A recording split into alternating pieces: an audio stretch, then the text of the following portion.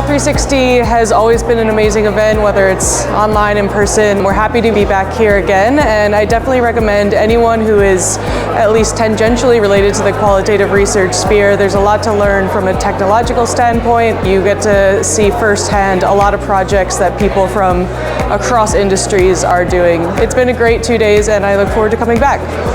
I think it's a great combination of brands talking about the qual impact that they've had and some very interesting vendors. A lot is moving in qual research with lots of new tools and innovations, and it's a great opportunity to talk to those vendors and partners. For me, one of the highlights of this conference is to really understand the same struggles or challenges that we face as a research team, how others are actually, approaching that. So for instance, the discussion with eBay on how they build a roster, agency roster, was very interesting for me because we currently have the same challenge, and it was great to see how they approached it.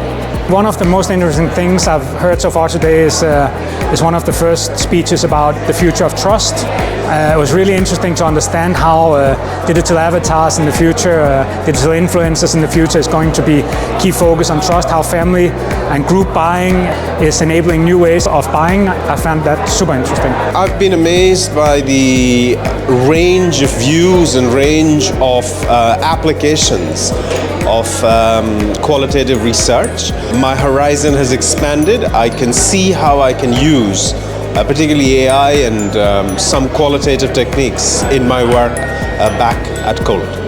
I very much find that the events set up in this conference format, where the group are all listening and participating in the agenda, really does foster great relationships. So when we have the networking breaks, even the Q&A at the end of each speech, you've got that great dynamic together. You can visibly see people easing into a sort of comfortable level to engage with their peers and kind of industry professionals. The quality of discussion is just so much greater than a typical kind of conference or exhibition where everyone's perhaps a little bit guarded, and for that reason we continue to attend and get great relationships built off the back of it. The types of challenges and opportunities that my team and I are facing at Babbel is something that is resonating across lots of different companies, and that I think we can all maybe solve some of these challenges if we just have more venues just to share these sorts of experiences and learnings with each other. I've been associated with them for quite some time. I've been with the Singapore conferences a few times. I absolutely love meeting new people, listening to very different perspectives. Some of the conversations we're looking at the role of AI and the human being operating together. I think that's very interesting. The second part, which is very interesting, is quant and qual going together.